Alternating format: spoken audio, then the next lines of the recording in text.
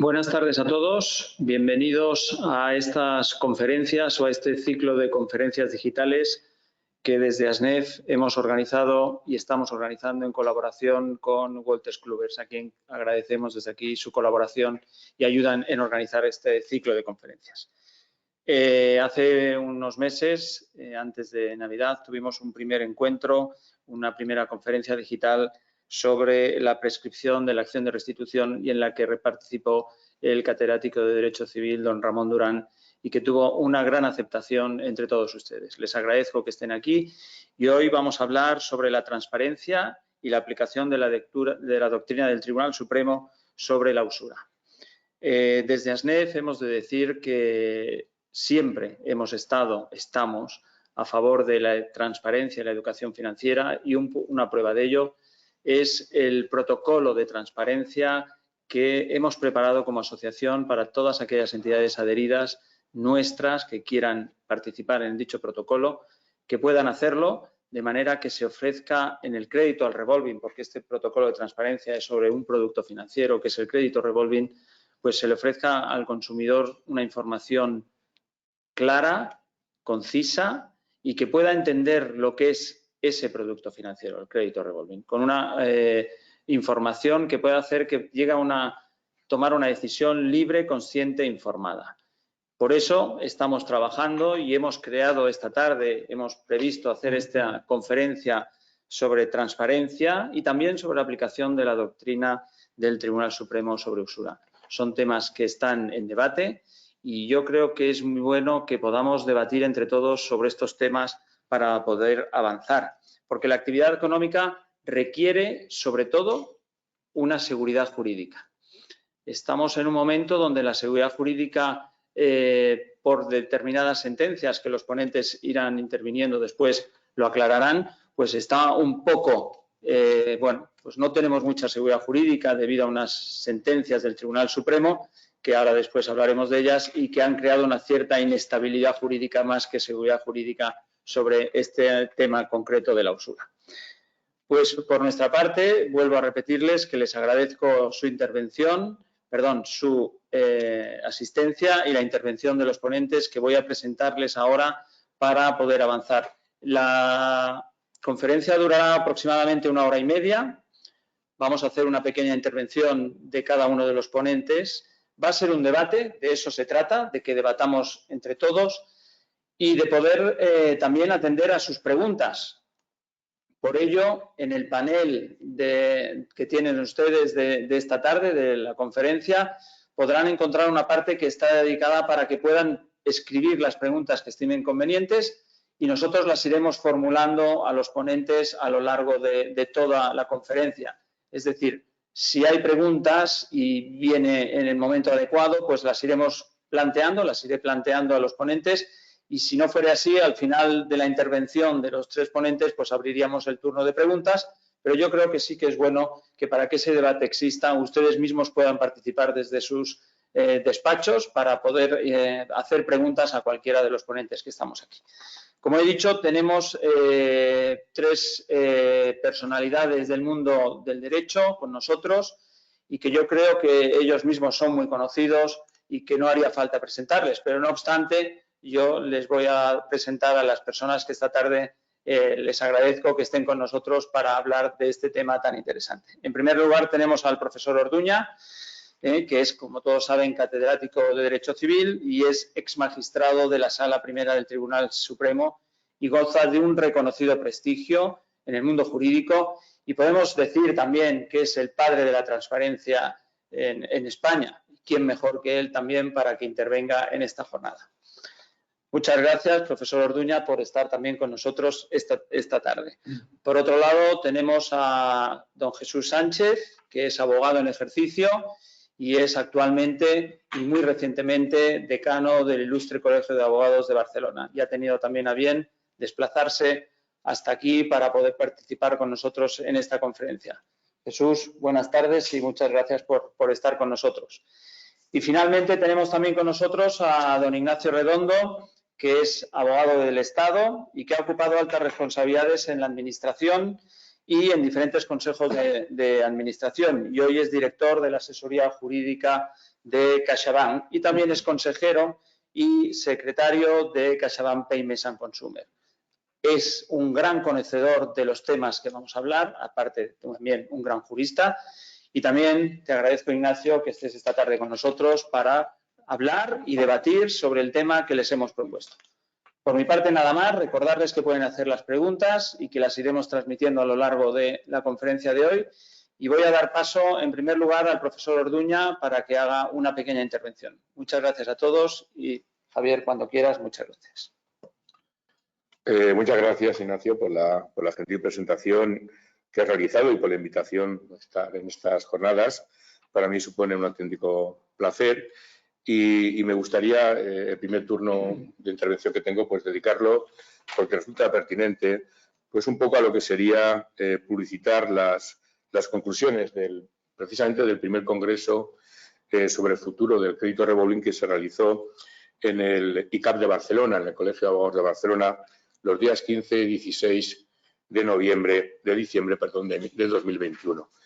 Este congreso, que se llevó a cabo a través del Instituto I+D, un instituto especializado fundamentalmente en un conocimiento práctico que se ha instituido en el ICAP de Barcelona, pues realizó unas jornadas interesantes en las cuales se reflexionó desde un punto de vista muy actual sobre el futuro de este producto financiero.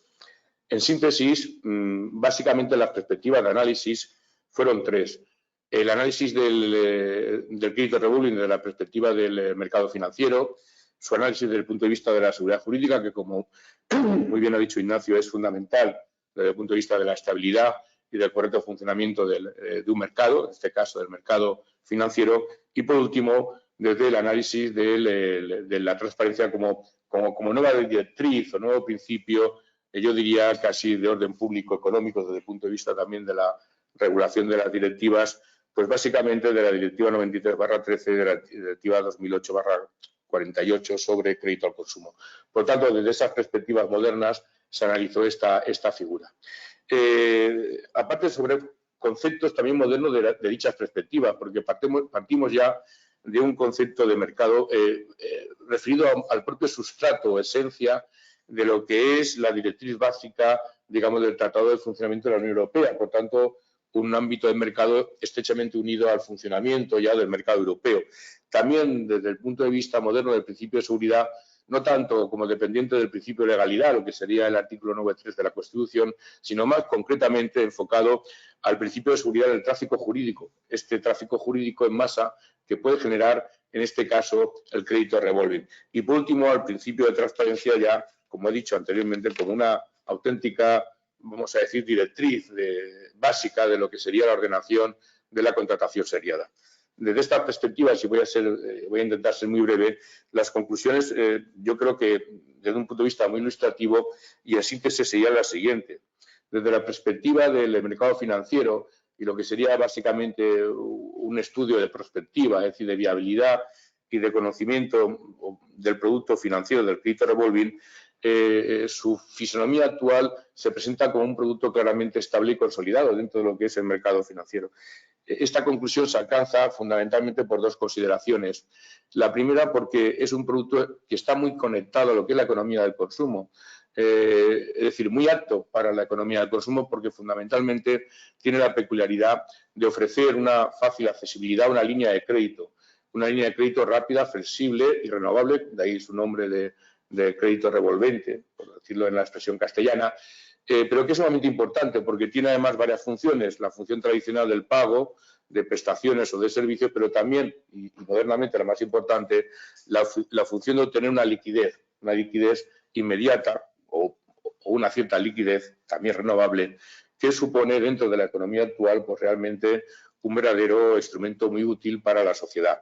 En segundo lugar, porque dentro de lo que es su propia estructura de producto financiero en un mercado, porque este producto cuenta ya con una especie de subsector dentro del mercado del crédito al consumo. Esto es muy importante, porque el contar con un sector o subsector propio, específico, diferenciado, significa que te permite ya, a través de las estadísticas propias, el tener una evaluación de mercado. El paso previo para que efectivamente este producto pues, pueda ser objeto de una indexación diferenciada, contratación e inversión. Es decir, contiene ya las características típicas o propias de lo que es un elemento propio del mercado. Desde el punto de vista de la seguridad jurídica, desde esta perspectiva del tráfico jurídico en masa que estamos diciendo, y concretamente el tráfico jurídico de los productos y servicios financieros, el futuro del crédito revolving está ligado estrechamente o necesariamente a la evolución del mercado europeo de financiación crediticia. Esto no es ninguna obviedad, es decir, lo tenemos que tener muy claro porque de él dependen grandes factores, digamos, beneficiosos, no solamente para la competencia, sino sobre todo para la protección de consumidores. Básicamente porque vamos a apoyarnos en esa conexión en lo que es la primacía del derecho europeo, manifestada fundamentalmente a través de sus directivas y sobre todo de la norma armonizada. Bien, esto hace posible que ese futuro del crédito revolving se vea en distintos ámbitos de protección que yo entiendo que son absolutamente necesarios. El primer ámbito es la normativa aplicable al crédito responsable, que está siendo fundamentalmente de una gran ayuda, no solamente para las propias entidades bancarias respecto de sus ratios de solvencia, sino también fundamentalmente de cara a lo que es la protección del consumidor. Sobre la base de un crédito responsable estamos diciendo nada menos y nada más que se está protegiendo al deudor de un sobreendeudamiento, entre otras cosas, que se puede dar también en ámbito preventivo, precisamente a ese consumidor vulnerable y que también a través de otros instrumentos, como puede ser la implementación de los perfiles adecuados para este tipo de contratación, perfiles adecuados que ya, por cierto, se pueden trabajar perfectamente a través de la inteligencia artificial, que ya están aplicando las empresas y las entidades, pues podemos precisamente ajustar al máximo el perfil del cliente idóneo para este tipo, digamos, de productos. Pero también hay que tener en cuenta que este producto tiene que ser comercializado a través de canales adecuados. Es decir, esto de que aquí te pillo, aquí te mato, pues evidentemente es una expresión que todo el mundo conoce, pero no sirve para vender productos financieros en general y tampoco, obviamente, el crédito revolving. Y, por último, también este tratamiento europeo, que es el que nos interesa, nos está conectando claramente y yo creo que ahí las entidades empiezan a hacer un esfuerzo importante por una formación cualificada. Es decir, la persona que realmente o las personas que realmente comercializan estos productos pues tienen que tener una específica formación porque tienen que saber perfectamente lo que vende, sobre todo porque si sabes lo que vende, puedes hacer lo que la Unión Europea, lo que las directivas te piden desde el punto de vista de equilibrar la simetría de información. Conoces perfectamente lo que el cliente general desconoce y tú conoces. Por tanto, ese juicio de abusividad que el Tribunal de Justicia tantas veces nos recuerda como una simplificación, oiga, tenga usted empatía, póngase en lugar del cliente y si usted hubiese tenido la oportunidad de saber o de negociar este tipo de cosas, hubiese adquirido el producto, pues bueno, pues efectivamente estos canales de formación cualificada o específica permiten ponerse en la realidad del cliente. En tercer lugar, y esto es muy importante, lo ha comentado Ignacio, el futuro del crédito revolving cursa totalmente desconectado del presente y pasado, sobre todo del pasado, de la ley de usura. La ley de usura es de 1908. Para la gente de Madrid que nos está escuchando, pues tiene que saber que en el Madrid de 1908, en el Madrid de Alfonso XIII, pues en 1908 la ciudad estaba empezando a electrificar sus calles con luz eléctrica, no todas, las principales, que la Gran Vía no se había comenzado, faltaban 13 años, que los socialistas pedían el voto para la mujer en Londres y que el barrio de Salamanca solamente tenía, o el Sánchez de Salamanca solamente se había realizado en un 10%. Y estamos hablando de ese tiempo, de ese contexto en donde realmente los presupuestos de la ley de usura, que era básicamente la represión de la usura, tenían unas finalidades, una función y una regulación que nada o poco tiene que ver con los presupuestos objetivos que acabamos de decir de mercado financiero europeo, de productos financieros del siglo XXI como es el crédito revolving, que, insisto, nada tiene que ver con la aplicación totalmente casuística y, por tanto, no generalizada de lo que era la ley de usura y, por tanto, la imposibilidad, en este caso, de generalizar los presupuestos subjetivos y objetivos de una ley de usura a un mercado financiero. De ahí que, como ha comentado también Ignacio, el sorprendente giro de algunas sentencias recientes de la Sala Primera en particular la sentencia del 25 de noviembre de 2015 y de 4 de marzo de 2020, pues realmente supongan un paso clarísimo hacia la inseguridad jurídica, en la medida en que efectivamente tratan de aplicarle, por decirlo de alguna forma, un traje de 1908 a un producto del siglo XX y del siglo XXI. Evidentemente, ese traje nunca va a encajar. La fisonomía, en este caso de la silueta, es totalmente distinta y, por tanto, va a generar, y está generando ya, de hecho, una tremenda inseguridad jurídica. Como cuestiones principales, esta inseguridad jurídica, de acuerdo con la legislación del crédito al consumo europeo, sería la siguiente. En primer lugar, hay una clara vulneración, por lo menos posible quebranto, del principio de libertad de precios, que rige en la actualidad, pero que también rigió, paradójicamente, en el Código Civil. Es decir, la ley de usura de 1908 jamás excepcionó el principio de libertad de pacto. Al contrario, el principio de libertad de pacto formaba parte de la estructura, obviamente, del sistema que la ley de Azcárate, obviamente, se integraba en él. Por eso, lo que sancionaba la ley de Azcárate no era un interés, vamos a decir, notablemente superior al dinero como delimitación del interés general, porque eso lo prohibía el Código Civil, sino que lo que sancionaba era fundamentalmente el carácter inmoral del préstamo, que, entre otros elementos objetivos, comportaba obviamente un notable interés, pero tenía unos presupuestos subjetivos que claramente determinaban que en esas circunstancias la angustia terrible, en este caso, del deudor, pensemos en los supuestos de aquella época, deudores enfermos, deudores que estaban siendo ejecutados, la inexperiencia, en este caso, de la persona que contrataba estos préstamos, o en su caso, la deficiente formación o incluso la limitación de las facultades mentales, en este caso del prestatario, pues determinaban que fuera esa contratación inmoral. Bien, todo esto obviamente no tiene nada que ver con la fijación del precio y estas sentencias, pues sobre todo la última, da a entender, o por lo menos de una forma muy ambigua, que cabe una cierta limitación general a través de una sentencia judicial del límite de interés remuneratorio en este tipo de productos. Insisto, esto obviamente choca no solamente con la libertad de pactos del Código Civil, del Código de Comercio, de la Orden de 2011, etcétera, con el artículo 3, el artículo 120 del Tratado de Funcionamiento de la Unión Europea, sino sobre todo porque genera una gran incertidumbre jurídica. Y después está claramente que en el ámbito técnico que han cogido, es decir, el interés notablemente superior al normal de dinero, sienta a su vez, como concepto técnico, que emplea únicamente la ley de usura de 1908, sienta fundamentalmente un concepto que es tremendamente ambiguo para aplicarlo técnicamente a lo que sería básicamente una delimitación de lo que podríamos llamar como interés abusivo del crédito revolving. Fundamentalmente porque no nos dice sobre qué promedio se establece, no nos dice tampoco si la referencia es respecto del interés remuneratorio, del costo, de la talla del mismo, tampoco nos dice si son porcentajes o puntos sobre ese porcentaje, lo cual ha servido precisamente para, como han dicho algunos sectores doctrinales, para crear este bazar jurisprudencial en donde tenemos pareceres, digamos, totalmente discrepantes sobre un elemento que, insisto, que la ley de usura jamás se pensó para modular o para delimitar el tipo de interés.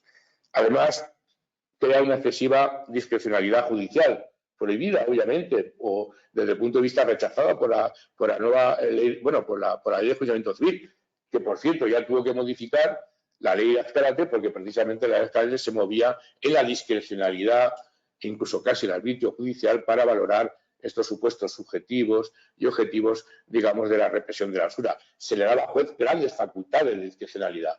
Bien, su artículo segundo tuvo que ser modificado, derogado, porque efectivamente se anteponía a los principios que regulaban la prueba y la libertad de prueba en el ámbito de la ley. Bien, y por último, genera una gran confusión de figuras, de normativas que tienen distinta índole, sentido, incluso función social. El Congreso también destacó, como ha destacado Ignacio, que se ha dado un valor en la actualidad y que destaca dentro del ámbito del moderno derecho del crédito al consumo en el ámbito de las directivas y directrices europeas. Ese valor es fundamentalmente el valor de la transparencia, el principio de la transparencia. En él realmente encuentra básicamente el crédito revolving un futuro claro y seguro, tanto desde el punto de vista de lo que es el correcto funcionamiento del mercado, porque la transparencia es apostar claramente por un correcto funcionamiento del mercado a través de la calidad de negociación, de la contratación seriada. En este país tenemos que empezar a ir diciendo, sobre todo en el ámbito de competencia, que la competencia leal, es decir, la no desleal, empieza con la contratación. Es decir, si nos fijamos en los ámbitos únicamente distintos a ese ámbito de contratación, cuando se llega ya es demasiado tarde. El derecho a la competencia empieza, por tanto, en una contratación leal. Y esto es una contratación transparente. Y en segundo lugar, porque la transparencia, lo dice el artículo 38 de la Carta de Derechos Fundamentales, fundamentalmente es ya un principio que articula el modelo social europeo de protección del consumidor. Por tanto, ahí no nos podemos equivocar. Todo lo que sea ahondar en este valor o en este principio va a ser bienvenido. Incluso os diría más, en la actualidad, y esto es muy importante, la transparencia está cambiando también el sentido de lo que son los criterios de la buena gobernanza empresarial y de la valorización de marca. Es decir, esto ha cambiado mucho. De los años 70, 80, donde empieza este criterio de la responsabilidad social cooperativa, ahora los criterios de buena gobernanza no son exógenos, son endógenos. Es decir, tenemos, o las empresas tienen que ser creíbles, auténticas, desde sus propios escalones, digamos, de producción de valor de la actividad empresarial que se haga. No se puede ser creíble únicamente a través de líneas meramente, vamos a decir, investigadoras, educativas, culturales. Está bien, que es un poco lo que se llamaba dividendo social, pero que la sociedad hoy en día, mucho más sensible a todos estos aspectos, ya reclama autenticidad. Y esa autenticidad, que es compromiso social directo con la ciudadanía, únicamente la da, desde un punto de vista actual, el principio de transparencia. Por lo tanto, los protocolos de transparencia, que no son meros compliance de transparencia, sino que son específicos instrumentos de corrección de la asimetría, digamos, desde el punto de vista de la contratación seriada, constituyen hoy en día, yo diría que el mejor o el instrumento más logrado, precisamente para que al margen de la información general que cada empresa dispense, que ya se están mejorando mucho los niveles, precisamente cumplan materialmente no solamente con el ámbito de lo que dice la directiva, sino también con lo que sería una contratación de excelencia. Insisto, y con esto termino, el futuro del crédito revolving, que el presente ya lo tiene, en mi modesta opinión, consolidado, cursa fundamentalmente por estos marcos de, digamos, de atención del mercado financiero, de seguridad jurídica y, sobre todo, del protocolo de transparencia. Y, por último diría que sí, que parece ser que en el contexto actual, si hubiese que establecerse una limitación del interés remuneratorio, en su caso de la TAE, de estos productos financieros, lo que tenemos claro, la doctrina científica, lo que tiene claro es que no puede hacerse por la vía judicial, tendrá que hacerse por el legislador. Y no puede hacerse por el legislador, pensando únicamente en el marco nacional. Tiene que hacerlo dentro de lo que es la normativa de crédito al consumo de este subsector específico en la regulación europea, y siempre pensando que tiene que tener una horquilla razonable, precisamente para que pueda permitir una cierta competencia de las entidades bancarias. Hay ya modelos existentes en la Unión Europea donde se ha regulado correctamente dentro de la práctica de las directrices de consumo, pero no, obviamente, en la ley de las legislaciones de usura. Y, por tanto, ese podría ser una alternativa plausible en la medida en que pueda corregir o de alguna forma enderezar la situación actual un tanto de seguridad jurídica. También queda, por último, la propia vía judicial de que esperemos de que la propia Sala Primera por lo menos precise el alcance de estas últimas sentencias desde el punto de vista de dotarle mayor seguridad acerca de qué promedio o qué porcentaje o sobre qué se aplica ese porcentaje desde el punto de vista para alterar un poco la estabilidad y la seguridad jurídica del mercado. Bueno, pues esto fueron un poco las conclusiones generales y yo creo que vienen bien aquí un poco para después abrir el debate. Muchas gracias, Javier. Me parece muy interesante esta entrada y esta exposición que has hecho sobre la materia y conocer estas conclusiones a las que se llegaron en estas conferencias del Colegio de Abogados de Barcelona. Has hablado de la ley Azcárate, la ley de usura, y me parece muy interesante cómo has establecido, bueno, era una norma que se aprobó en un momento dado, a una sociedad de un momento dado, 1908, que creemos que tú has puesto algunos ejemplos de los que vivimos en Madrid y que conocemos la calle de Alcalá, tan conocida, que no estaba en ese momento. Pero no solo eso, es que también la sociedad ha cambiado. La sociedad de 1908 no tiene nada que ver con la sociedad en la que estamos actualmente, en la sociedad del siglo XXI.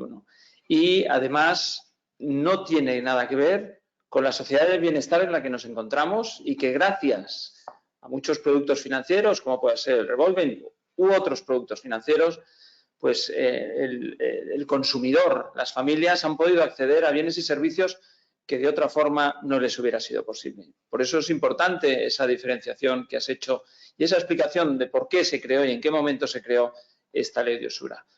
Has hablado también de la transparencia, por supuesto, de gran importancia, como hemos dicho en su momento, y yo también quisiera resaltar el tema de la educación financiera.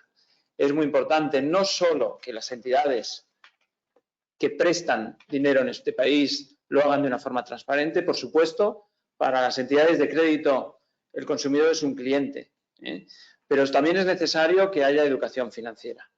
Y por último, has tratado también un tema muy importante que es la regulación de los tipos de usura, que ya existen en otros países de la Unión Europea y que tarde o temprano, pues posiblemente por la renovación o la modificación de la Directiva de Crédito al Consumo veamos traspuesto en nuestro país en unos años.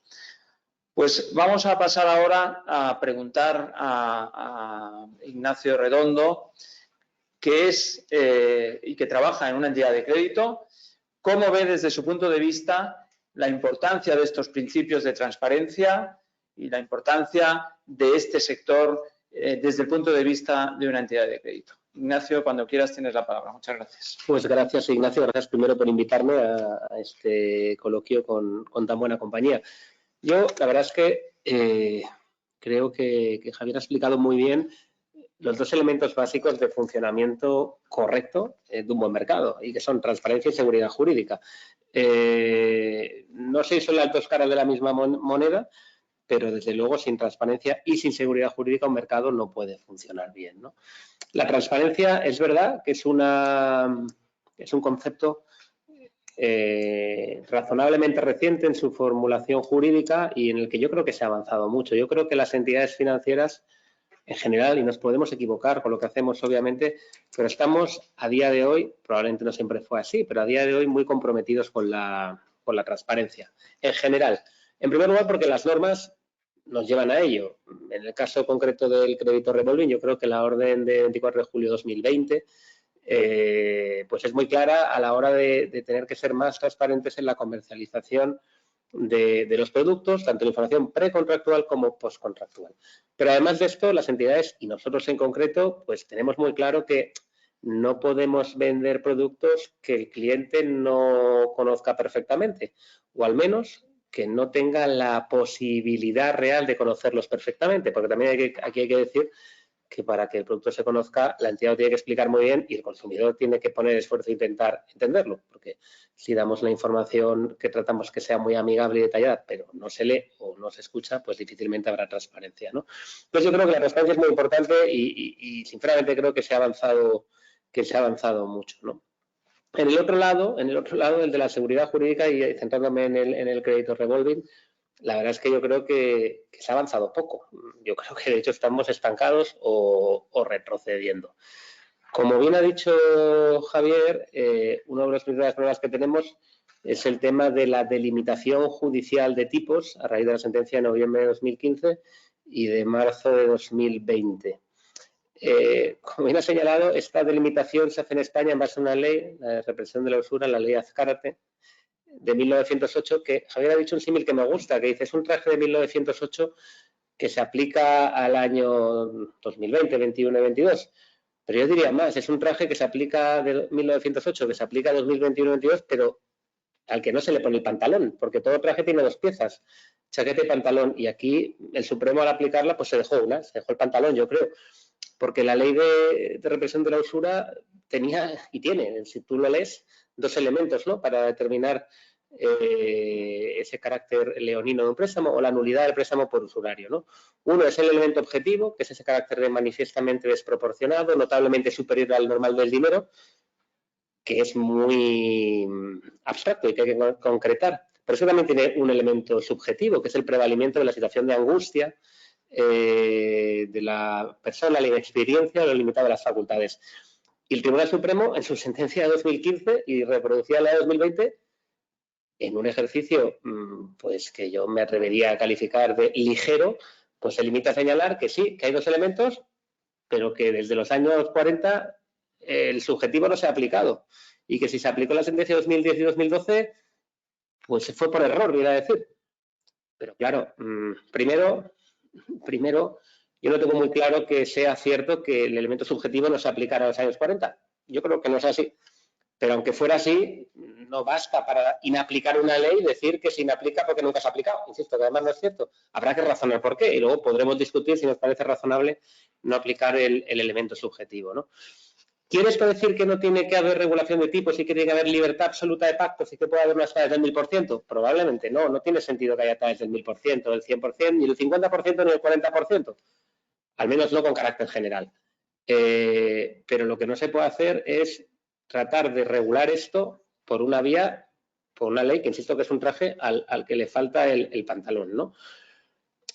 ¿Qué es lo que pasa? Lo que pasa es que como se ha regulado judicialmente de una manera tan ambigua, pues ahora estamos, una cosa muy española, pues como en el Benidorm Fest, cada cual vota a quien quiere, a Tanchugueiras, a Chanel, a Rigoberta Bandini y a los que no consiguieron ningún voto. Pues ahora mismo tenemos en Gijones el 20% les parece mucho, en Coruña el 25% les parece bien, en Barcelona a ratos el 22%, a ratos el 24%, en algunos sitios la media más 200, en otro la media más un 20%, en otro la media más un 10%, en otros la media más un 30%. Esto, la verdad, no se puede calificar de otra manera que de cachondeo. La situación existente actualmente con los tipos. No se puede gestionar un mercado nacional con una regulación que varía por provincias o incluso por secciones dentro de la provincia, que esto es lo que está ocurriendo actualmente. Esto, la verdad, es que es absolutamente ingestionable.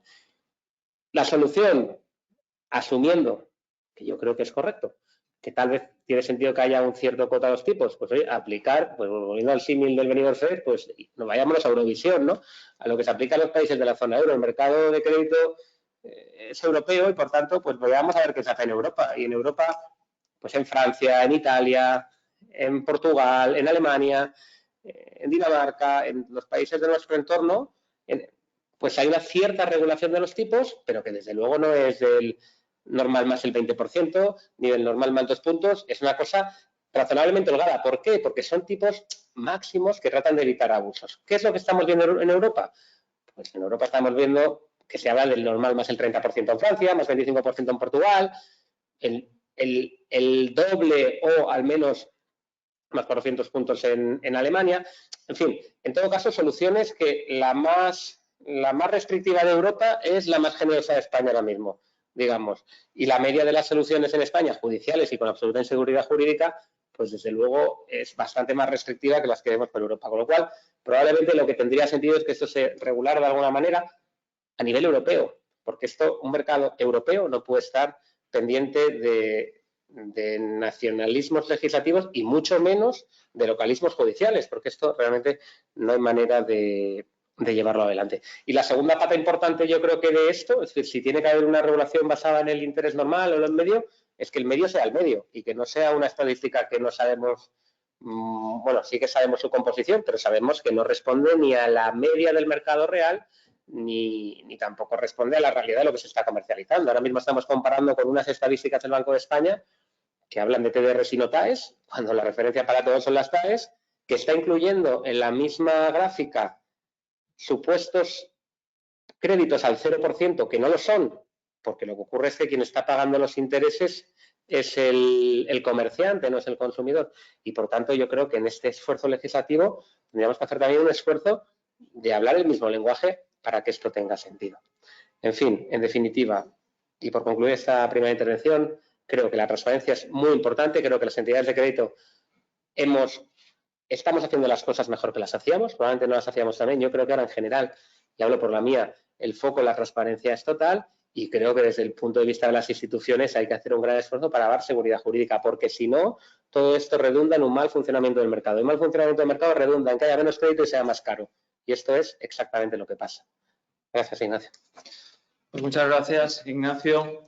Y bueno, es verdad que la transparencia es muy importante y yo sé y me consta que para CaixaBank PMI and Consumers lo es porque es una de las entidades asociadas a SNEF que se ha adherido a este protocolo de transparencia en materia de crédito revolving. Has tratado temas también interesantes, como es la disparidad de criterios que hay en los tribunales y en los juzgados de instancia en nuestro país, debido a esa falta de seguridad o de concreción que ambas sentencias del Tribunal Supremo que hemos tenido en esta materia han dejado.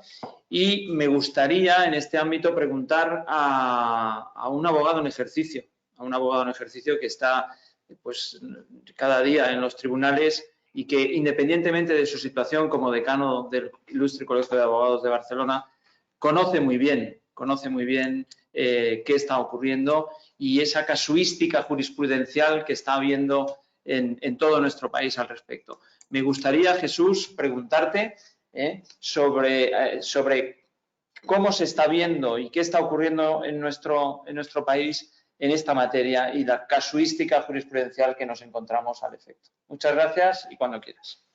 Muchas gracias, querido Ignacio. Decía que muchas gracias, querido Ignacio, por invitarme a participar en esta magnífica webinar y con dos ponentes del lujo que me han precedido.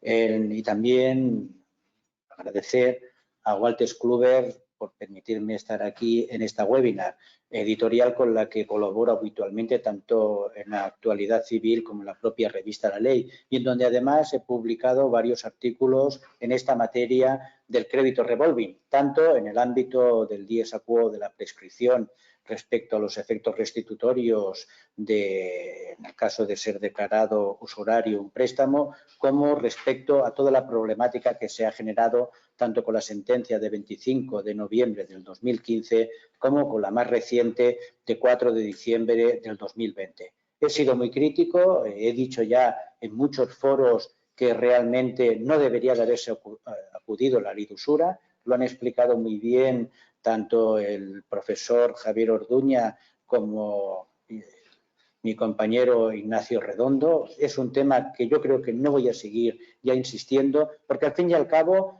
soy de los que quiero seguridad jurídica, soy de los que mantengo siempre las tesis con libertad de conciencia. Ahora, recientemente, he participado en algunas jornadas con el propio Javier Orduña, en Pamplona concretamente, comentando los recientes autos del Tribunal de Justicia de la Unión Europea sobre el IRPH, y fui muy crítico respecto de la anterior sentencia del Tribunal Supremo y los dos autos del Tribunal de Justicia, y he sido muy crítico también con las tres recientes sentencias de la Sala Primera del Tribunal Supremo en cuanto a la interpretación que hace de esos dos autos del Tribunal de Justicia de la Unión Europea.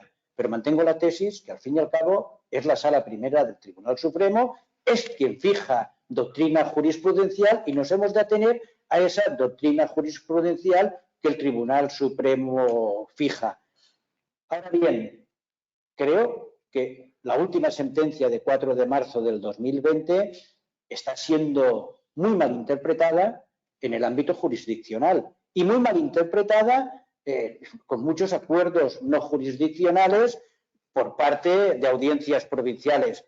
También es cierto que la Sala Primera del Tribunal Supremo tampoco es que contribuya demasiado en generar seguridad jurídica, seamos claros. O sea, tendrían que ir todos a un seminario, con todo mi cariño, y analizar lo que en sus fundamentos jurídicos están resolviendo. Por ejemplo, nos decía en la sentencia de 25 de noviembre del 2015, en el fundamento de derecho cuarto infine, que una diferencia de esa envergadura, y ahí lo dejaba indefinido.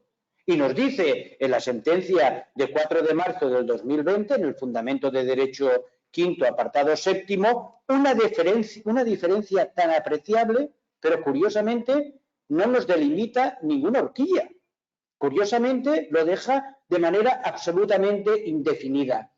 Pero vamos a ver, le costaba bien poco haber establecido unos parámetros claros. Máxime, cuando ya en la propia sentencia de 25 de noviembre del 2015 nos dice que para los préstamos o créditos al consumo se considerará interés notablemente superior cuando se supere el doble. doctrina jurisprudencial que hasta esa fecha era pacífica. Por lo tanto, le costaba poco en la sentencia de 4 de marzo del 2020 haber delimitado de manera clara ese parámetro, pero realmente no lo hace. Y eso ha provocado, desgraciadamente, una casuística jurisprudencial absolutamente contradictoria. Nos encontramos, por ejemplo, la Audiencia Provincial de Cantabria, que dice que es notablemente superior cuando supera un 10%. Badajoz, un 15%. Es realmente un auténtico bazar. A ver quién da más. La Audiencia Provincial de Oviedo, en su sección de Gijón, 2 puntos. La verdad es que ante una situación como esta, la inseguridad jurídica es total. Pero seamos sinceros, la sentencia, pese a que no delimita adecuadamente ese parámetro, esa horquilla, nos está diciendo qué pasa. Digo, yo lo interpreto así. Quizás soy de los pocos que en este país lo interpreta así.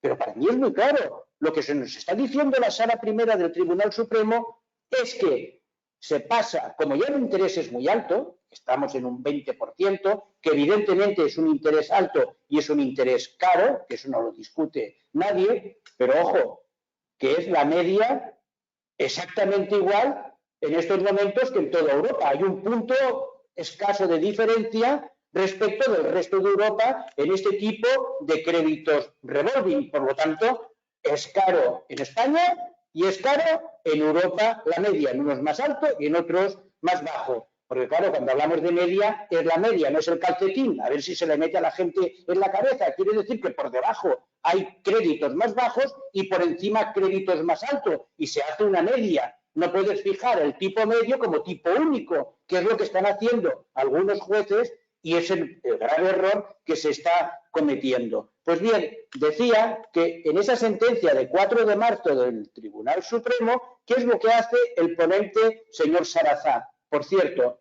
gran conocedor del derecho comunitario, porque ya cuando estaba en el juzgado de primera instancia número 10 de Sevilla, planteó una cuestión prejudicial en el año 98 respecto de los viajes combinados. En aquella época aún no estaba traspuesta la directiva y fue desestimada la cuestión prejudicial, pero fue de los pioneros en plantear cuestiones prejudiciales y, por lo tanto, conoce el ámbito comunitario. Y en la propia sentencia de marzo del 2020, recordar, en el apartado número 5, nos está diciendo que en una parte de los países europeos está regulado, como muy bien decía Ignacio Redondo, está regulado ya esa horquilla del crédito revolving. Si lo tenemos en Francia, que está en un 30%, y lo tenemos en Alemania, en Italia, en Suecia, en Portugal, en Dinamarca. El más bajo de todos es Portugal, que ha pasado en 25, habiendo estado durante varios años en un 35, pero la media en todos estos países está por encima del 30%. Para mí, el tipo lógico es el de Francia, el 30%,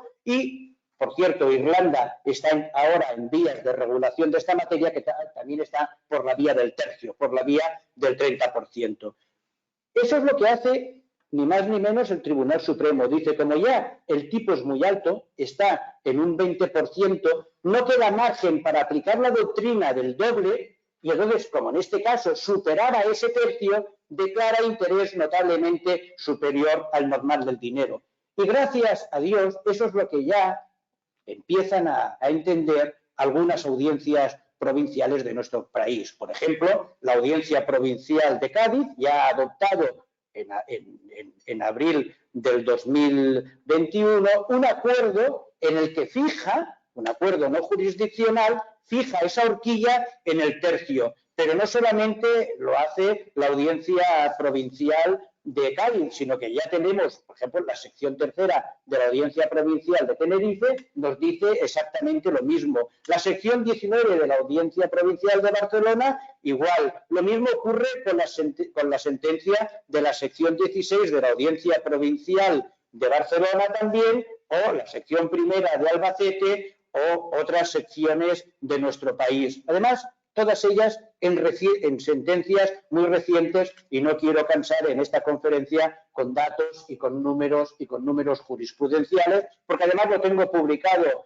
en artículos en diversas revistas jurídicas y se puede acudir a ellos. Pero sí que quiero traer aquí a colación una sentencia que me parece muy interesante, que os la voy a facilitar, Ignacio, creo que vosotros ya lo tenéis también en vuestra página web, que es la sentencia de la sección 15 de la Audiencia Provincial de Barcelona de 13 de enero del 2022. Una sentencia que me parece realmente interesantísima, muy interesante, porque su ponente además es el señor Fernández Seijo, un magistrado que nadie duda de que ha sido un magistrado realmente comprometido en la defensa de la ciudadanía, en la defensa de los derechos de los consumidores. Recordar, cuando estaba en el primera instancia 35 de Barcelona, planteó la primera cuestión prejudicial respecto de la directiva 93/13, el famoso caso Océano, que dio lugar a la sentencia de 27 de junio del 2000. Y a partir de ahí ha habido todo este tsunami jurisprudencial de interpretación de la directiva 93/13.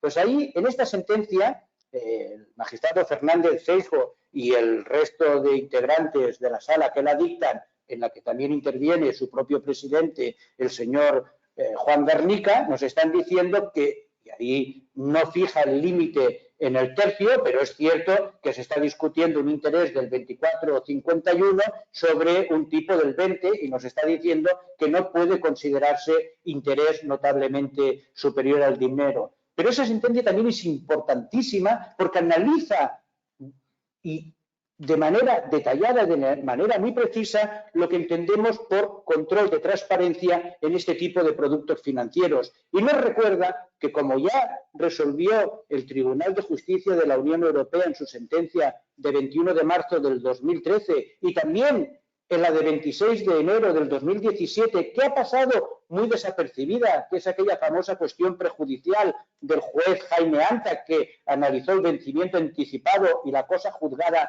formal en un préstamo hipotecario, pero que también analiza el interés remuneratorio. Y nos recuerda el Tribunal de Justicia de la Unión Europea y también el propio Tribunal Supremo que en el ámbito de este tipo de créditos, que en el ámbito de los préstamos, no cabe un control de precios, que a lo único que se puede acudir de forma objetiva es si se cumple o no se cumple con la información que se tiene que suministrar a un consumidor, a un prestatario. Importantísimo detalle, porque cuando vamos al ámbito subjetivo tendremos que ir en todo caso a la acción individual derivada del vicio del consentimiento. Hay mucha confusión en toda esta materia y solo quiero terminar con un informe que cuando concluyó este congreso del Colegio de la Abogacía de Barcelona del crédito revolving, Patricia Suárez, presidenta de ASUFIN, de la Asociación de Usuarios Financieros,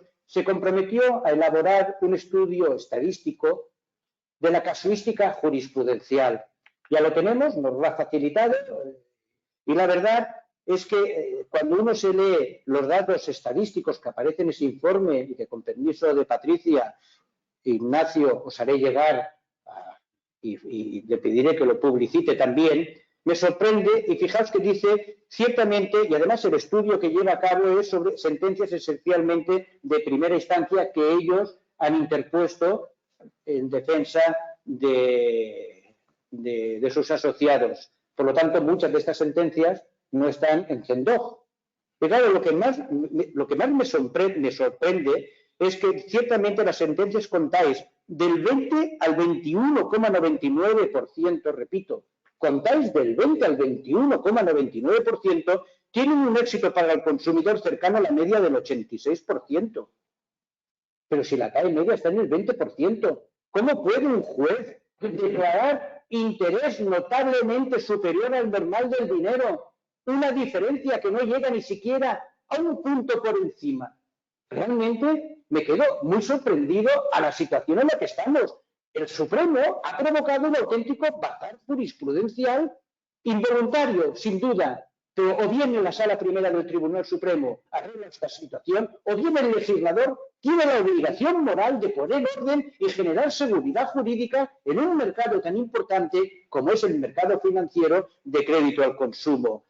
No quiero extenderme porque realmente lo más importante de hoy es el debate que se pueda generar. Muchas gracias. Muchas gracias, Jesús, por tu intervención altamente clarificadora de dónde nos encontramos en este momento en esta materia a nivel de tribunales y donde, como hemos visto, hay una gran dispersión y una gran inseguridad jurídica para las entidades que tienen que llevar a cabo su actividad en el mercado del crédito al consumo en concreto para poder saber en qué ámbitos hay que moverse.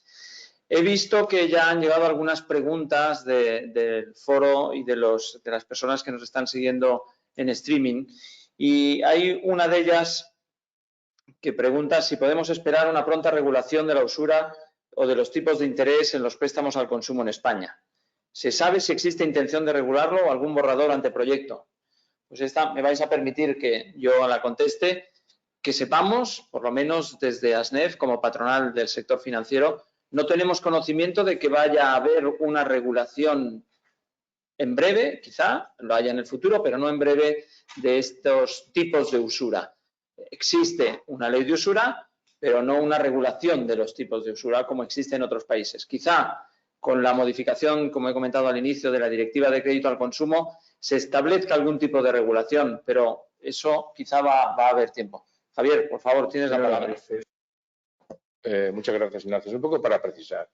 Es decir, lo que cabe esperar es que efectivamente si el legislador lo ve oportuno, conforme ha pasado en otros países europeos, y estamos hablando de la seguridad, porque yo estoy de acuerdo con Ignacio, esto lo mejor es que el legislador europeo hiciera una, porque al fin y al cabo el mercado europeo ya es único, por tanto, oiga, me parece incluso un cierto localismo el que, pero en cualquier caso, bienvenida sea una regulación, pero no del interés usuario, porque el interés usuario como tal no existe.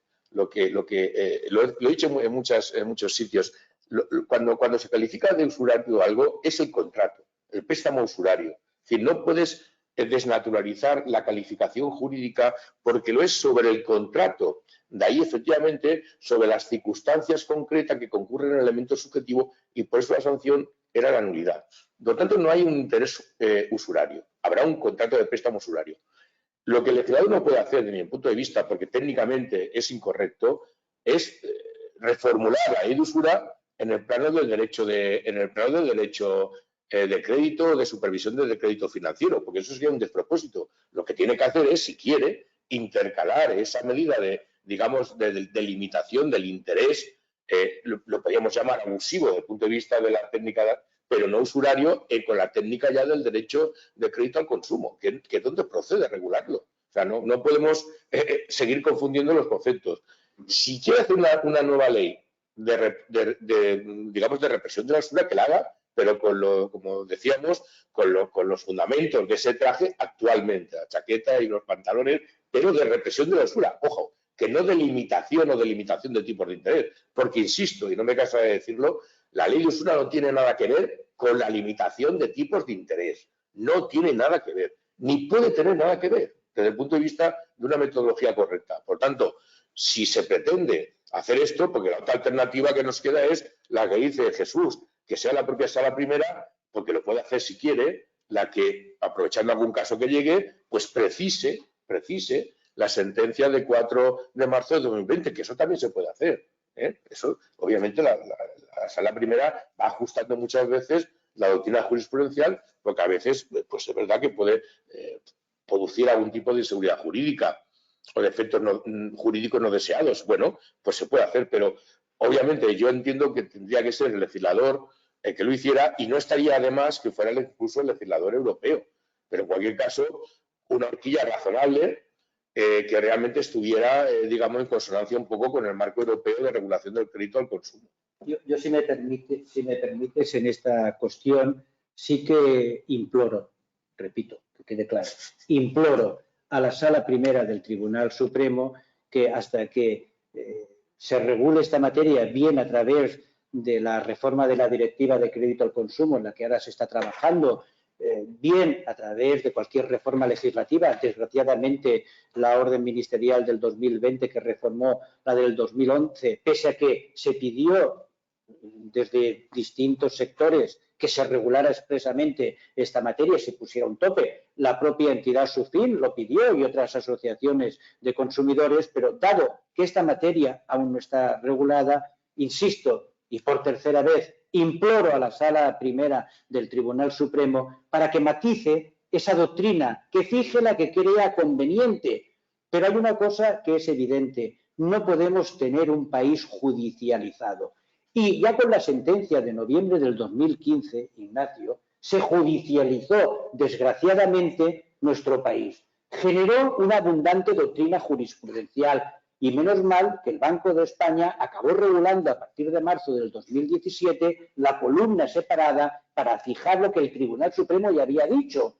La tipología concreta, pero que no estaba en el boletín estadístico, tenías que acudir por vía indirecta y eso generaba muchas dudas, porque sí que es verdad que por vía indirecta llegabas a ese tipo, pero a través de hacer consultas constantes. Ahora ya tenemos esa tipología en una columna muy detallada, en el capítulo 19.4 o en el portal del cliente bancario. Pero desgraciadamente la sentencia de marzo del 2020, como antes decía, pese que para mí es clarísima, que pasa del doble al tercio, es una interpretación teleológica, no te puede llevar a otra conclusión. Lo que sí que es cierto es que ha provocado un mosaico jurisprudencial y una gran inseguridad jurídica. Y están los juzgados invadidos de demandas. También hemos de denunciar que se ha producido una auténtica mercantilización de la prestación de servicios jurídicos, que están utilizando una publicidad para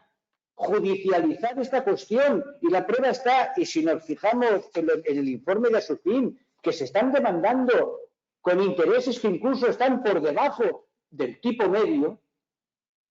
La única manera de evitar esta judicialización y crear seguridad jurídica hasta que el legislador, bien nacional o europeo, regule la materia, lo lógico sería que la Sala Primera, como ha hecho en otras ocasiones, y muy bien ha apuntado el señor Orduña, delimite esa horquilla en lo que sería también lo lógico, lo que es la media de la Unión Europea, que está en ese tercio, o en su caso, la que considere oportuno. Pero vamos, los adjetivos, diferencia de esa envergadura o diferencia tan apreciable, yo no soy un gran estudioso de la gramática,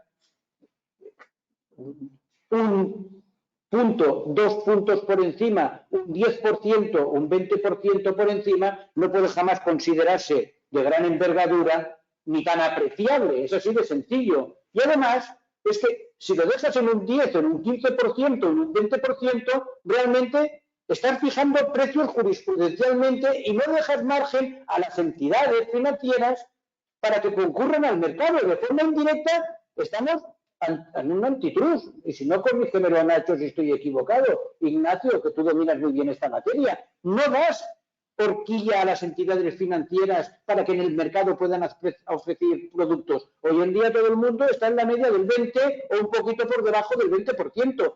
Te has convertido en un regulador de precios del mercado de forma indirecta y sin quererlo. Esa es mi modesta opinión personal. No sé, Ignacio, ¿qué opinas, Ignacio Redondo? No, yo lo veo exactamente igual. Al final se produce una carrera hacia la uniformización, porque nadie quiere estar por encima de ese 10% que te puede poner en peligro, pero en el fondo nadie quiere estar tampoco por debajo. Y estamos ahí todos, pues estamos ahí todos. O sea, que es una llamada clara a que no haya competencia. O sea, no tiene ningún sentido, ¿no? Y yo creo que, o sea, al final tenemos que pensar qué tipo de país queremos ser, ¿no? O sea, lo que hablabas de la litigación, pues en Portugal, nosotros tenemos un banco en Portugal. En Portugal nuestro banco en Portugal es el tercer banco de Portugal. Tiene un 15% de cuota, tienen 400 pleitos al año. 400. Nosotros tenemos 50.000. ¿Quiere decir que nosotros lo hacemos, no sé, 100 veces peor que ellos? No, de hecho, nuestros contratos son mucho más transparentes que los suyos. Y gracias, en cierto modo, a la jurisprudencia, porque es verdad que la banca arrastraba prácticas antiguas, que algunas de aquellas probablemente no eran correctas. Yo creo que hoy en día tenemos una contratación bancaria bastante transparente y muy correcta. lo que hemos generado es la industria del pleito. O sea, España, en los PERTES, estos famosos de los Next Generation, debería estar el PERTE del pleito, porque es una industria floreciente en España y la verdad es que eso no genera valor, eso solo trasvasa rentas, ¿no? Entonces, yo creo que tenemos que pensar qué tipo de país queremos ser y esto pasa por dotar de seguridad jurídica al tráfico, ¿no? Y así se disminuirán los pleitos, los juzgados podrán dictar sentencias de calidad y se podrán dedicar a los verdaderos conflictos, ¿no? Muchas gracias. Yo creo que con esta última intervención que habéis tenido, pues responde a una de las preguntas que me llegan, que es ¿cuál creen que es la causa del exceso de litigación? Y sobre todo en muchos casos en pequeñas cuantías. Yo creo que podemos haber dado por respuesta esta pregunta. Y también nos pregunta otra persona que nos sigue en streaming, nos dice ¿cómo se aplican los principios de transparencia a aquellos contratos que se formalizaron antes de la regulación actual? No sé si el profesor Orduña no tiene un punto de vista sobre cómo aplicar actualmente esta legislación a contratos antiguos. Bueno, la verdad es que con relación a contratos antiguos, muy antiguos, que sobre estos productos financieros es difícil aplicar los parámetros actuales porque en muchas ocasiones son paradigmas muy distintos, es decir, es una cosa realmente complicada. Pero sí que es verdad que se puede hacer un cierto esfuerzo de adaptación, es decir, fundamentalmente teniendo en cuenta un poco cuál ha sido la vida del contrato, la vida de cada contrato. Es decir, yo creo que ahí habría que hacer pues un seguimiento muy particularizado de cada relación contractual y ver hasta qué punto efectivamente pues puede de alguna forma haberse, sobre todo por la marcha, la dinámica que ha tenido la relación contractual, que obviamente pues también se tuvo que dar una serie de recibos, una serie de información desde el punto de vista de la marcha del crédito, pues por lo menos reflejar que pudieran haber reflejado los parámetros básicos y en su caso obviamente pues adaptar toda esa práctica a los parámetros actuales. Es decir, que eso yo creo que se tiene que hacer y se debe de hacer, porque está claro que estamos aquí diciendo y en el Congreso lo decimos que efectivamente el futuro pasa por este principio de transparencia, por este deber de información y que además yo creo que es lo que garantiza precisamente lo que decía también Ignacio, la seguridad jurídica. Decía, oiga, yo estoy convencido desde que ANNEF tiene el protocolo de transparencia, pues ha habido un foco de reclamación de los nuevos contratos. Es decir, bueno, pues eso es una prueba clarísima de lo que estamos diciendo y también un poco una cierta contestación de lo que, en parte, de lo que ha pasado. En parte ha pasado porque efectivamente la práctica bancaria tendría que haber mejorado. Es verdad que ha tenido que mejorar de repente por un cambio o implosión de nuevos principios y por otra parte también porque hay también muchas reclamaciones que es un poco la reclamación de a ver lo que encuentro, ¿no? Entonces, en fin, yo creo que habría que ver la práctica de contratación concreta y ver hasta qué punto efectivamente esa práctica se ha ajustado a unos parámetros básicos de información y, a su vez, readaptarla ya a los parámetros de transparencia. Yo, si me permites, estoy de acuerdo con lo que has dicho, pero en cuanto a esto, ¿cómo aplicar a pasado? ¿No? Aquí hay una primera postura, probablemente de algunas entidades que dicen, hombre, no me apliques ahora un criterio que te has inventado hace poco a un contrato de hace mucho. Yo creo que eso a las entidades no podemos pedirlo, porque la transparencia es un principio que probablemente estaba inmanente, ¿no?, en el ordenamiento jurídico y que afloró en gran medida gracias a Javier cuando estaba en el Tribunal Supremo. Ahora bien, lo que yo creo que sí que podemos pedir las entidades, y vuelvo a mi tole-tole, a mi monotema, es seguridad jurídica. Y la prescripción, claramente, es uno de los elementos básicos de la seguridad jurídica. No hay seguridad jurídica sin prescripción. O sea, que ahí me cojan un contrato de hace 30 años y me juzguen si eso no es transparente, bueno, las generales de la ley dicen que se puede hacer porque aquello no prescribe. Ahora, que me obliguen a devolver cantidades de hace 30 años porque el contrato no era transparente, eso es un disparate. Eso no es seguridad jurídica. Yo creo que hay que aplicar los plazos de la prescripción y esto ya debatir si otro día nos vamos a meter, pero de verdad creo que es otro elemento básico de la seguridad jurídica. Y eso no quiere decir no reconocer a los consumidores aquello a lo que tienen derecho. Pero mira, es que prescriben los asesinatos. A ver si no, es que los asesinatos prescriben. Todo prescribe, menos el genocidio, todo prescribe en España. Entonces, solo prescribe el genocidio y las cláusulas abusivas. Hombre, esto no tiene mucho sentido, ¿no? Y eso no es seguridad jurídica. Dos cuestiones que me gustaría precisar por seguir orden. Una respecto de costas, en el crédito revolving. Respecto de costas en el crédito revolving, quiero recordar la sentencia de 2 de febrero del 2021, de la que además es ponente Rafael Sarazá, el mismo ponente de las sentencias de noviembre del 2015 y de marzo del 2020 respecto del crédito revolving. Y allí, si nos vamos al fundamento de derecho tercero, apartado tercero, nos dice, oiga, que aquí nos rige el principio de efectividad del derecho comunitario, que estamos aplicando una normativa nacional y, por lo tanto, ley de 23 de julio de 1908 y, por lo tanto, en materia de costas, el principio del vencimiento. Eso nos lo dice la propia Sala Primera del Tribunal Supremo. Por lo tanto, con toda la doctrina de tutela al consumidor, cuando estamos en el ámbito de derecho comunitario y primatía de ese derecho, pero cuando al final aplicamos la ley de usura, pues tendremos que estar a la jurisprudencia que afecta a esa ley nacional. Exactamente lo mismo que con respecto a la demanda reconvencional. A mí hay una cosa que me deja perplejo cuando algunos jueces te dicen, no, pero es que no es necesario formular demanda reconvencional para solicitar los efectos restitutorios del interés usurario una vez declarado el préstamo que infringe la ley de usura. Oiga, pero si la sentencia de 25 de noviembre del 2015 en el fundamento de derecho quinto de esa sentencia dice expresamente en su apartado segundo que no se aplica el artículo 3 de la ley de usura, la devolución de los intereses, porque no se ha formulado demanda reconvencional. Si el Supremo fija doctrina, será para una cosa y para la otra, pero usted no me puede coger para una materia aplicar esa sentencia y para otra decir que no me gusta. Para mí la seguridad jurídica es fundamental. A mí no me gusta la sentencia de noviembre del 2015, pero ni para una cosa ni para otra. Pero como he dicho al principio, el Supremo ha fijado doctrina y nuestra obligación, mientras no se modifique o se resuelva, ahora hay una cuestión prejudicial planteada por el Primera Instancia 4 de Castellón, si el Tribunal de Justicia de la Unión Europea dice otra cosa, nos atendremos. Pero mientras tanto es lo que ha fijado doctrina en el ámbito sustantivo y en el ámbito procesal. Eso es lo que nos ha dicho el Tribunal Supremo. Respecto de la prescripción, yo me remito a varios artículos que he escrito, pero el propio diario La Ley, a un artículo que publiqué en octubre del 2020, porque para mí, desde las famosas sentencias de 9 y 16 de julio del 2020 del Tribunal de Justicia de la Unión Europea, se abre una nueva línea jurisprudencial en nuestro país. La propia Sala Primera del Supremo, en su auto de julio pasado, que plantea una cuestión prejudicial sobre el dies aquo, el ponente es Pedro Vela, ya parte de la premisa que hay que distinguir entre nulidad absoluta, imprescriptible y prescriptibilidad de los efectos restitutorios de la cantidad derivada de esa nulidad. Por lo tanto, para mí también un tema importantísimo. Y permitirme respecto del control de contenido y respecto de los efectos retroactivos. Efectos retroactivos, de los contratos estipulados con anterioridad a la normativa vigente. Artículo 9 de la Constitución es un tema de seguridad jurídica.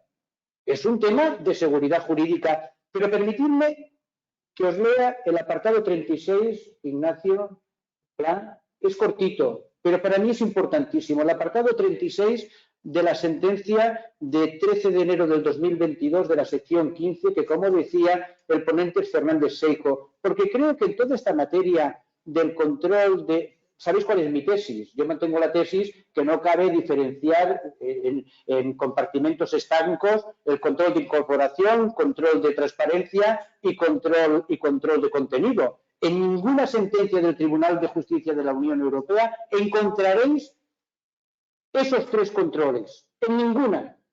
Ya he publicado, he dado muchas conferencias con Javier Orduña sobre esta cuestión, pero bueno, aquí en este país, como Jimeno Bayón en su sentencia, que aquella parece una enciclopedia, más que una sentencia, de mayo del 2013, introdujo la doctrina germánica, que por cierto el Supremo no siguió distinguiendo entre los tres controles, pues seguimos aquí como si estuviéramos en un control del aeropuerto que te acaban quitando toda la ropa para saber al final cuál de esos controles se tiene que aplicar. Y aquí estamos, que si el formal, el material y el divino espiritual. No hay manera que nadie entienda lo que es el control de transparencia. Esa es la realidad. Pero fijaos, el tema es mucho más sencillo cuando hablamos de un préstamo y el elemento esencial.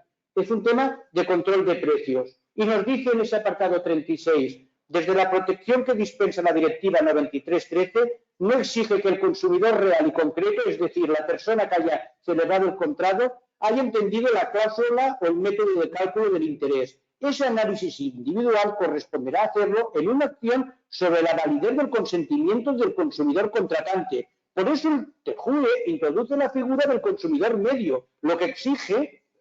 No, pero es que es muy sencillo, lo que exige es la comprensibilidad, la información que se facilitó. Y en esta sentencia, que es importantísima, te está diciendo, oiga, que ha hecho varias disposiciones y durante varios años ha estado recibiendo la información de lo que era la TAE y lo que era latín, ni griego, el interés remuneratorio peladito. Pues bien, nos dice exactamente lo mismo la sentencia de la sección quinta de la Audiencia Provincial de Sevilla de 18 de enero del 2022, en que durante 10 años estuvo recibiendo los extractos bancarios. Lo importante es que en el contrato conste de forma clara y precisa esos elementos configuradores de lo que supone la carga económica y la carga jurídica, esencialmente el coste de ese crédito. Y si va teniendo varias disposiciones, porque yo ahí comparto la tesis del magistrado Ignacio Fernández de Senespreda. Un contrato de crédito revolvente es un contrato mixto.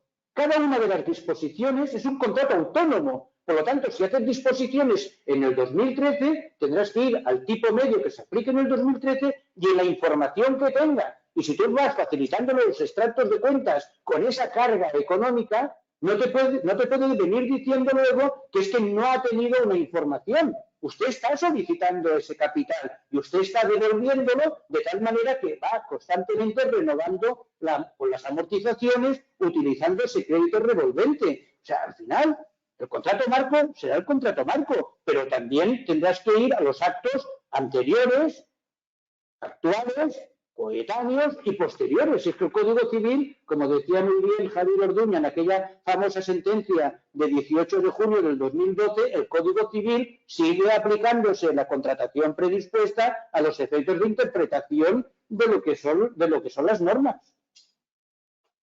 Muchas gracias. El profesor Orduña tiene la palabra. Os ruego que seáis lo más breves posible porque tengo varias preguntas, si no, no podremos muy breve. Era simplemente por lo que ha dicho muy acertadamente Jesús, simplemente matizar que, bueno, que esto de la sentencia de la sección de Barcelona, de la audiencia de la sección 15, esto también está más o menos anunciado en la sentencia de 8 de septiembre de 2014. Es decir, ¿de qué se trata?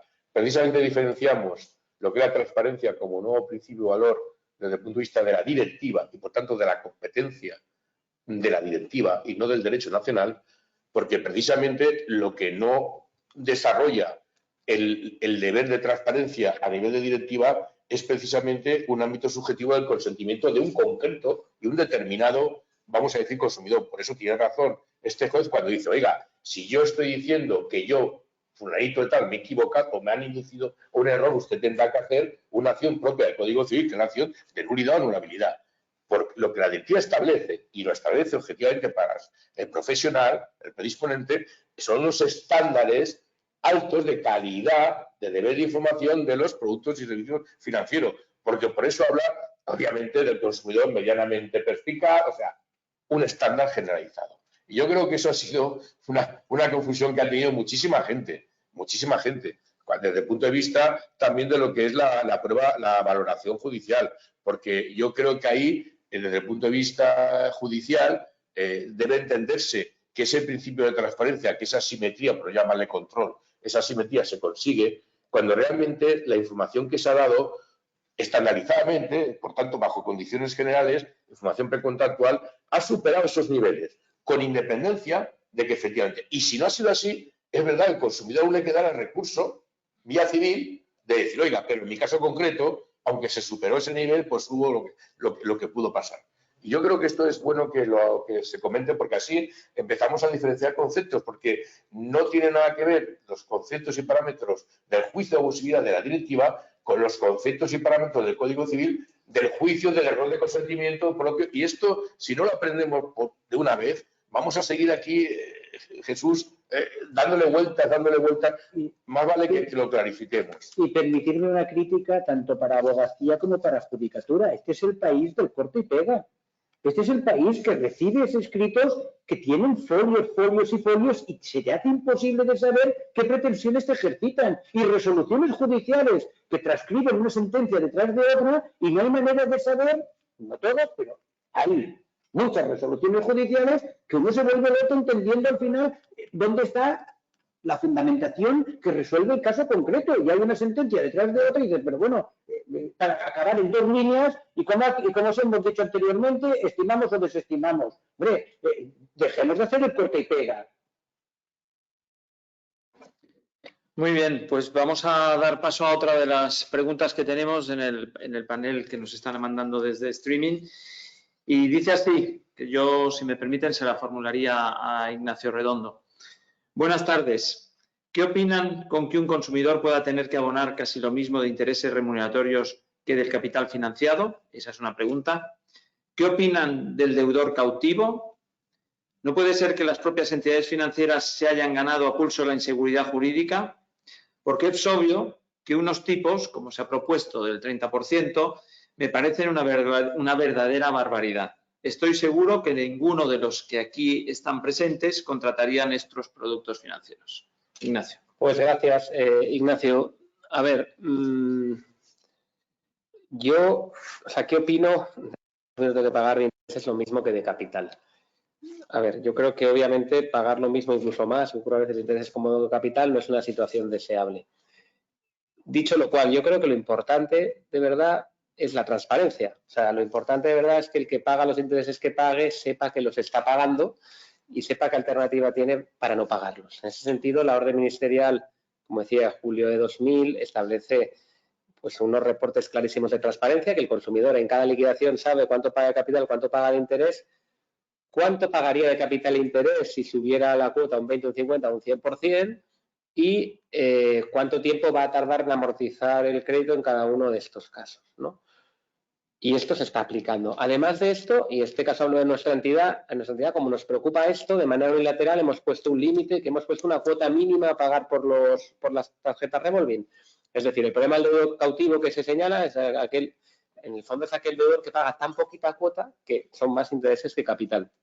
Nosotros, de manera unilateral, hemos puesto un límite que implica que la cuota mínima que se paga es aquella que permite amortizar el crédito en 5,5 años. Esto no lo dice la norma, lo hemos puesto nosotros. ¿Por qué? Porque nos preocupa el deudor cautivo. Dicho esto, no hay que olvidar que como el crédito revolving es una facilidad revolvente que va y viene, si tú te dedicas como consumidor a amortizar un poco y volver a disponer, pues vas a seguir pagando, pero no es que pagues más intereses, es que estás ante nuevos créditos, como bien ha dicho Jesús con la jurisprudencia, ¿no? Y respecto de la mención que los tipos del 30% son una barbaridad, aquí no estamos hablando de tipos del 30%, estamos hablando de tipos que un límite que fuera un 30% superior a la media de mercado, que ahora mismo hablaríamos de 24 o 25%. Y si esto es caro o barato, claro, es caro, pero eso es una facilidad enorme, porque esto quiere decir que tú tienes crédito disponible de manera inmediata para cualquier acontecimiento que te pueda ocurrir. Y eso obviamente es una facilidad muy ligada al consumo y a pequeños importes que tiene un precio. Gracias, Ignacio, y gracias por ser breve, porque nos queda no mucho tiempo. Hay un tema que a mí me gustaría que tratáramos esta tarde y que los compañeros que están hoy en esta mesa también dieran su opinión, y es sobre aquellas entidades no reguladas. Estamos hablando de tipos de usura en un 20% que ha declarado el Tribunal Supremo, pero ¿qué ocurre con aquellas entidades no reguladas y que vemos, y lo vemos en su publicidad en los medios de comunicación, donde los tipos pueden ser del 300%, del 1500%, y a mí me han llegado a enseñar en el Congreso de los Diputados, me llegaron a enseñar un iPad con una publicidad de un 3 millones TAE. ¿Cómo quedan, en este caso, los consumidores protegidos frente a esos tipos que el propio Tribunal Supremo en su sentencia declara como desorbitados? Esta es una cuestión que ahora os plantearé, pero hay una pregunta desde el inicio que me gustaría también haceros, porque un abogado ha planteado, y es: buenas tardes, ¿qué defensa de los consumidores debemos realizar los abogados en este tipo de asuntos actualmente? Sobre todo cuando actuamos en el turno de oficio. No sé si quién de vosotros quiere contestar a esta primera pregunta y después abro la posibilidad de que todos hablemos de estas entidades no reguladas y cómo queda el consumidor ante estas entidades no reguladas. Gracias. La pregunta que hace sobre todo los del turno de oficio se está refiriendo al crédito revolving con entidades reguladas o el otro tipo de entidades. De todas maneras, la respuesta... No lo especifica. Supongo que será en general, cuando se encuentran ante una pregunta de un cliente en el turno de oficio. A ver, yo soy de los que opino que la abogacía es única. Se esté en el turno de oficio o se esté actuando privadamente. Es más, la abogacía está actuando llevando los asuntos privadamente y al mismo tiempo muchos de ellos están adscritos al turno de oficio y en el turno de oficio prestan un servicio público. Nuestra abogacía en general, hablo en este caso por el Colegio de la Abogacía de Barcelona y también por la abogacía catalana, pero voy dando conferencias y tengo una relación excelente por muchos colegios de abogados de España. Nuestra abogacía y, por supuesto, la abogacía del turno de oficio es una abogacía que está muy especializada hoy en día en esta materia del consumo. Es una abogacía altamente cualificada y lo que hay que analizar también es algo que es muy sencillo. En función del partido judicial en donde estés actuando, ver cuál es la jurisprudencia de esa audiencia provincial. Es muy importante. Si estás actuando en Cádiz y sabes que ha habido un criterio que te dice que la horquilla está en el 30%, evidentemente ya sabes dónde tienes que acudir, pero si estás actuando en Santander, sabes que esa horquilla está en el 10%. Lo primero que tienes que hacer es evitar la judicialización cuando ya tienes jurisprudencia, en este caso jurisprudencia de las audiencias provinciales, jurisprudencia menor, que te está delimitando cuál es la horquilla.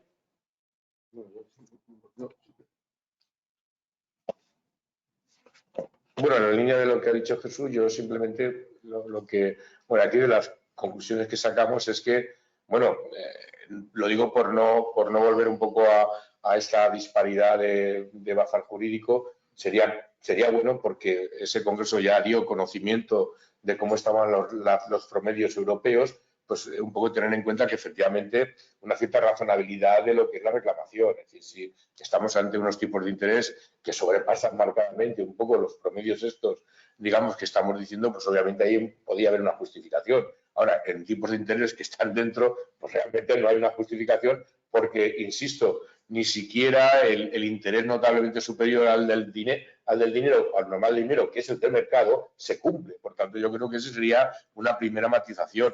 Y la segunda matización es que en caso de que efectivamente se pudiera acudir, pues se acudiera realmente por alguna posibilidad que ofreciera el principio de transparencia, pero no por la ley de usura, porque cuando realmente no existe, insisto, no se da la circunstancia de que estemos ante un interés totalmente desproporcionado, desbocado de lo que es la media del mercado nacional, que está coincidiendo con la media europea ahora mismo. Sí, en aras a la pregunta que me hacías, sí que me gustaría delimitar algo que es muy importante a los efectos de publicidad. Si uno acude a las redes sociales o mira las páginas web, sobre todo cuando entra en diarios digitales, ve que se ha creado un estado de opinión que todo lo que supere un tipo por encima del 20% es usuario. Eso es lo que está hoy en día en el mercado. Y eso no es cierto.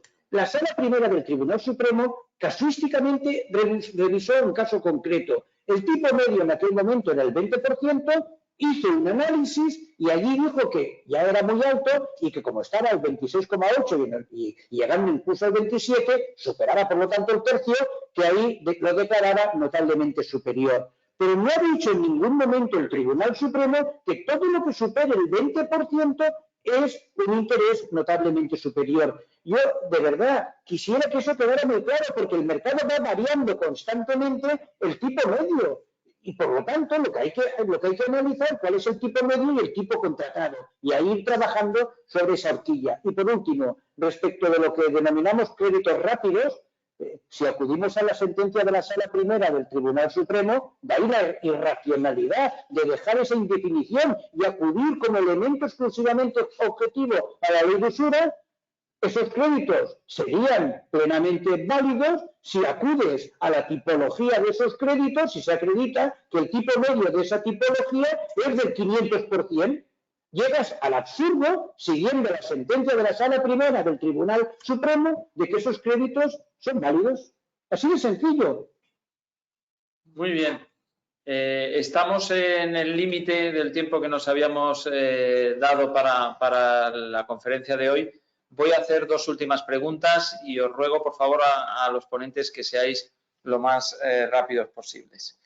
La primera dice así: en los contratos de tarjeta revolving cancelados antes de 2014, ¿se puede entender que ha prescrito la acción de reclamación de cantidad? ¿Se puede diferenciar la acción de nulidad de la restitución? ¿Es el artículo 3 un efecto especial respecto del general contemplado en el 1303 y siguientes del Código Civil? No sé quién quiere contestar a esta pregunta.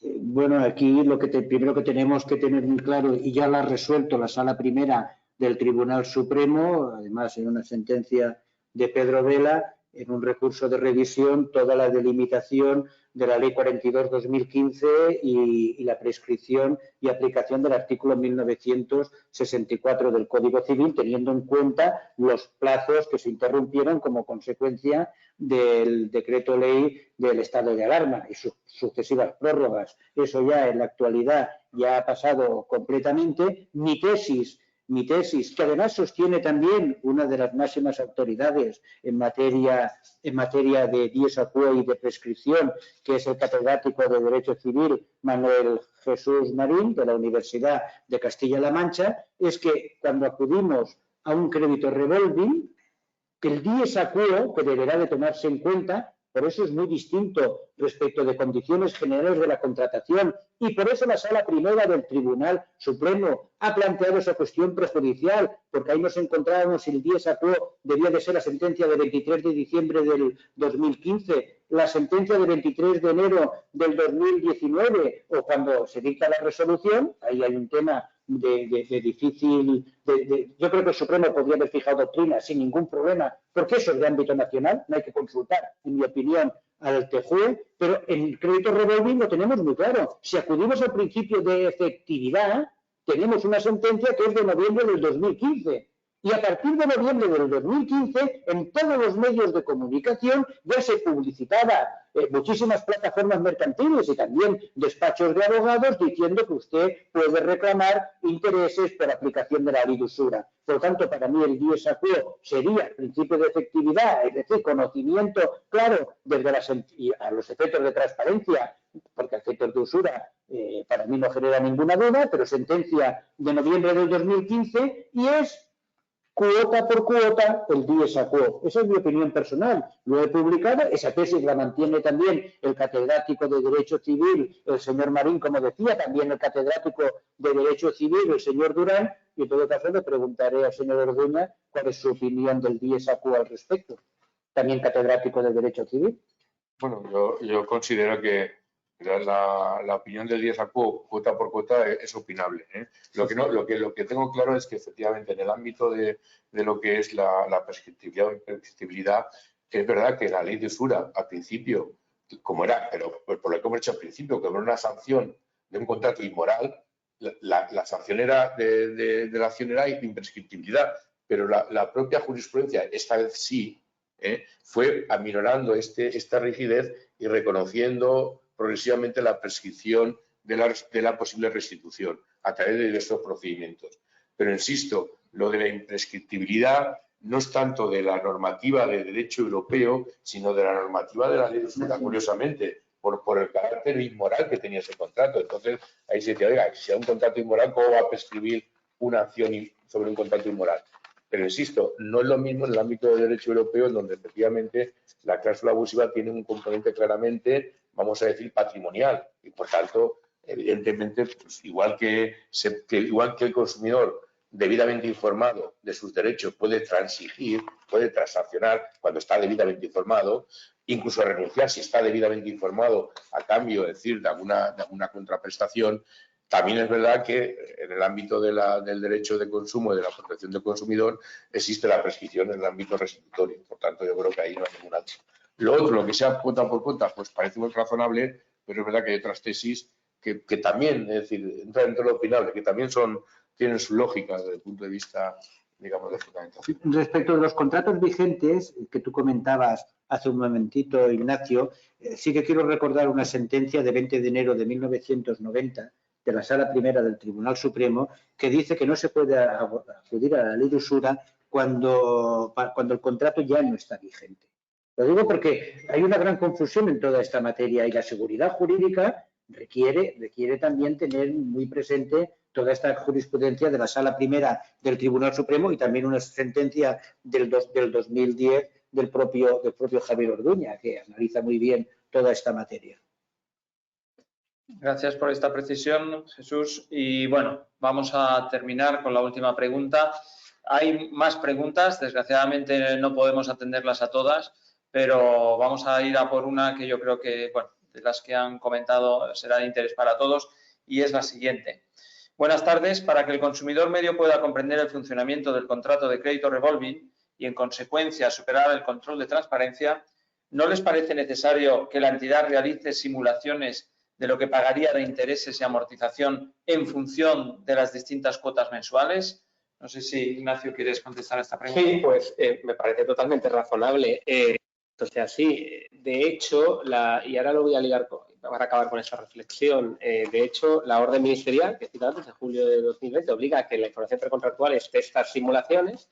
De hecho, el protocolo de transparencia de ASNEF también recoge una referencia a diferentes simuladores y ligando y acabando con la reflexión que hacías antes sobre cómo protegido queda el consumidor en un préstamo de una entidad no supervisada. Pues aquí tenemos un ejemplo muy claro, la orden ministerial de 2020 que nos obliga a las entidades a dar esta información, que es básica para que el consumidor sepa lo que está contratando, aplica solo a las entidades reguladas, no aplica a las entidades no reguladas. Yo me monto una SL, me pongo a dar préstamos, crédito revolving sin estar supervisado y no tengo que dar esta información. Por tanto, yo creo que en el momento en el que estamos es esencial que esta sea una actividad reservada a entidades reguladas y que quien quiera estar en este mercado de dar crédito al consumo en general y crédito revolving en particular tenga que cumplir unas normas que sean las mismas para todos y que protejan bien al consumidor, porque si no se produce otra distorsión de mercado que es la competencia desleal y en perjuicio del consumidor por parte de estos prestadores de servicios. Muchas gracias, Ignacio. Y bueno, no sé si podemos dar un minuto a cada uno de los ponentes si quieren hacer alguna reflexión final sobre lo debatido hoy. Siento que no tengamos más tiempo porque creo que hay cosas que se quedan en el tintero, pero bueno, haremos más reuniones como esta. Espero que en un momento dado podamos hacerlas ya presencialmente. Eso significará que habremos terminado con esta pandemia. Y bueno, voy a dar la palabra a cada uno de los ponentes para que hagan una brevísima, por favor, reflexión final y a continuación terminaremos el acto. Por favor, Javier, bueno, cuando quieras. Pues Ignacio, muchas gracias. Yo creo que al final, digamos, como una reflexión muy sintética, podríamos decir que cabe mucho en el ámbito de lo que es la mejora de protección del consumidor, en este caso del cliente financiero, pero todo pasa, ya se ha dicho aquí, básicamente por transparencia, una mejor transparencia y desde el punto de vista también de una mayor seguridad jurídica. Por tanto, la transparencia y la competencia en el mercado financiero siempre redundan en beneficio del consumidor, pero también redunda en beneficio del propio sistema. De ahí es tan importante que no perdamos de vista estos parámetros que aquí estamos manejando, porque a medio o largo plazo van a mejorar el sistema. Lo que no mejora, desde luego, son aplicaciones de legislaciones antañas que no guardan ninguna conexión con el fenómeno actual. Por tanto, yo diría que el futuro lo podemos vislumbrar bien, tanto para las entidades como para los consumidores y, en general, para el sistema financiero, si apostamos por estas vías de transparencia, de competencia y de seguridad jurídica. Muchas gracias, Jesús. Por favor. Sí, un acto de fe, no auto de fe, acto de fe. Soy de los que vengo diciendo en todos los foros que los magistrados de la Sala Primera del Tribunal Supremo, conozco a varios, son excelentes personas y además excelentes juristas, grandes juristas.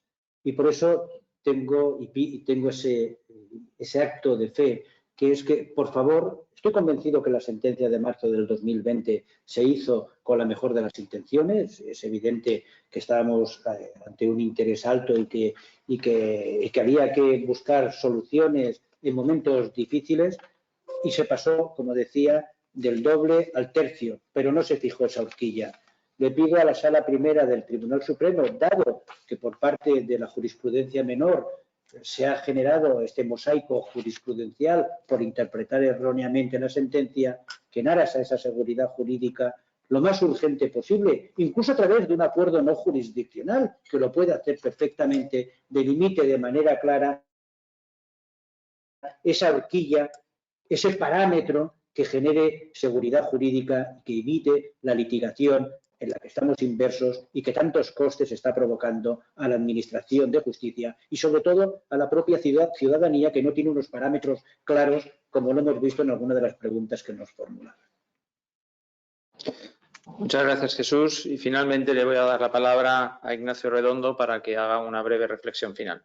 Gracias. Pues gracias. Yo muy breve y a riesgo de ser reiterativo. Volviendo al ejemplo de Eurovisión que hablaba antes, yo creo que en transparencia estamos en 8 points y en seguridad jurídica en 2 points. Entonces, lo que me gustaría, las entidades trataremos de llegar a los 10 points, a los 12 points, que eran el máximo de Eurovisión cuando era pequeño, en transparencia, pero sobre todo que entre todos consigamos subir esos 2 points de seguridad jurídica a través de resolución de la Sala Primera fijando ese criterio, a través de regulación europea y a través de fijación de criterios en la prescripción. Nada más. Pues nada más, solo me cabe agradecerles a todos los que nos han seguido en streaming su presencia. Espero que esta conferencia que hemos organizado y que agradezco también a Wolters Kluwer su colaboración para poderla llevar a cabo, les haya parecido de interés y les emplazo para una siguiente conferencia que realizaremos en no mucho tiempo sobre algún tema que será seguro de su interés. Se han quedado cosas en el tintero. Ignacio Redondo antes ha apuntado el tema que referenciábamos de las entidades no reguladas. Eso nos daría para cómo proteger al consumidor ante esas entidades. En Europa ya es un tsunami la regla de la misma actividad, mismas reglas y un mismo supervisor. Yo creo que eso es esencial para poder llevar a cabo en competencia cualquier actividad en nuestro país.